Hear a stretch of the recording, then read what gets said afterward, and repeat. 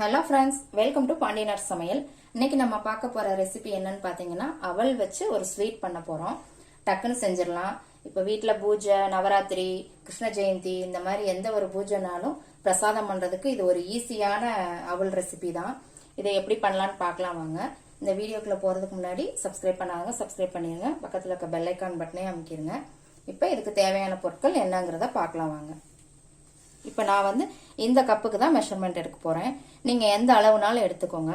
இந்த கப்புக்கு நான் ஒரு கப்பு கெட்டி அவல் எடுத்துருக்கிறேன். நீங்க எந்த அவல்னாலும் எடுத்துக்கலாம், தட்டை அவல் கூட எடுத்துக்கலாம். எல்லாமே டேஸ்டா தான் இருக்கும். அவல் ரொம்ப உடம்புக்கு ரொம்ப ஹெல்த்தி, அதனால எந்த அவல்னாலும் எடுத்துக்கலாம். இதை நான் நல்லா சுத்தம் பண்ணி வச்சிருக்கிறேன். இதை நல்லா சுத்தம் பண்ணிக்கோங்க. இப்போ இந்த கப்புக்கேவும் அரை கப்பு வெல்லம், குண்டு வெல்லம் எடுத்திருக்கிறேன். நீங்க இந்த மாதிரி பொடிச்சதுக்கு அப்புறம் நீங்க மெஷர்மெண்ட் பண்ணுங்க. அதுல ஒரு அரை கப் எடுத்துக்கோங்க. 2 ஸ்பூன் நெய், தேங்காய் நான் இந்த மாதிரி குட்டி குட்டியா கட் பண்ணி வச்சிருக்கிறேன். அப்பதான் நம்ம சாப்பிடும் போது அதுல கடிக்கிறதுக்கு நல்லா இருக்கும், சூப்பரா இருக்கும். ஏலக்காய் பவுடர் ஒரு அரை ஸ்பூன், முந்திரி திராட்சை கொஞ்சம். இப்ப எப்படி செய்யலாம்னு பார்க்கலாம் வாங்க. நான் இப்போ ஒரு பவுல்ல அந்த அவலை எடுத்திருக்கிறேன். தண்ணி ஊத்தி நல்லா ஒரு 2-3 டைம் கழுவிக்கோங்க நல்லா. இப்ப பாருங்க, நான் இதை நல்லா ஒரு 2-3 டைம் கழுவி வச்சுட்டேன். இதை ஊற வைக்கணும்னு அவசியம் கிடையாது. கழுவி மட்டும் இந்த மாதிரி எடுத்து வச்சிருங்க. இப்போ நம்ம வெல்லம் ரெடி பண்ணிடலாம்.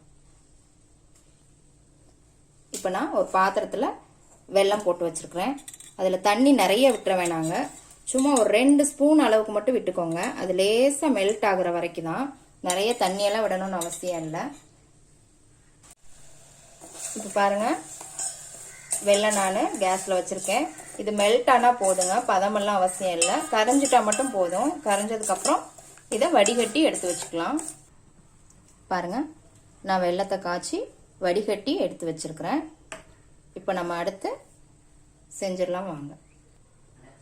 இப்போ ஒரு கடாய் வச்சிருக்கிறேங்க நான். அதுல ஒரு ஸ்பூன் நெய் விட்டுக்கோங்க.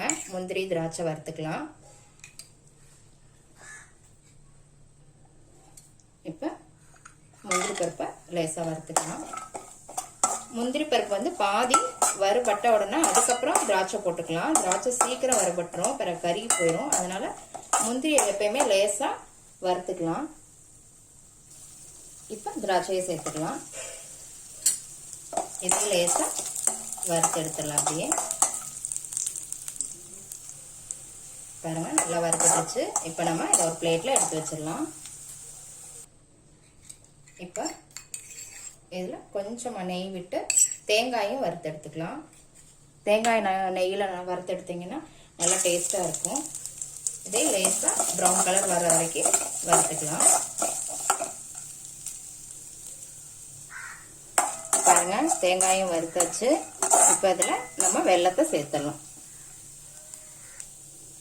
நம்ம வடிகட்டி வச்ச வெல்லத்தை சேர்த்துடலாம். இப்ப வெல்லம் போட்டாச்சு.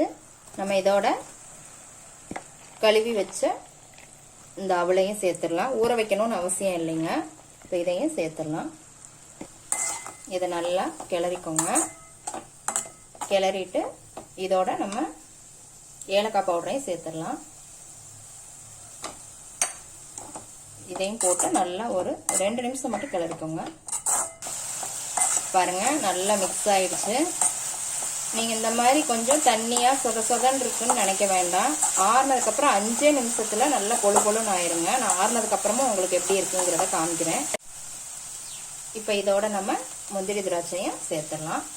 அவ்வளவுதாங்க, ரெடி ஆயிடுச்சு. பாருங்க, நான் ஆறுனதுக்கு அப்புறம் காமிக்கிறேன்னு சொன்னேன் பாத்தீங்களா? நல்லா பாருங்க, சூப்பரா பொழுன்னு வந்துருச்சு. சூப்பரா இருக்குது. செஞ்சு பாருங்க. இது ஈவினிங் ஸ்நாக்ஸா கூட எல்லாத்துக்கும் செஞ்சு கொடுக்கலாங்க. சூப்பரா இருக்கும். ஹெல்த்தியான ரெசிபியும் கூட. இது எப்படி இருக்குன்னு செஞ்சு பார்த்துட்டு கமெண்ட்ல போடுங்க. லைக் பண்ணுங்க, ஷேர் பண்ணுங்க, சப்ஸ்கிரைப் பண்ணுங்க. கூடவே பெல் ஐக்கான் பட்டனை அமுக்குங்க.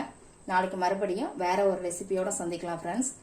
அன்போடு சமைத்து ஆனந்தமாய் உண்டு இன்பமாய் வாழுங்கள். வாழ்க வளமுடன்.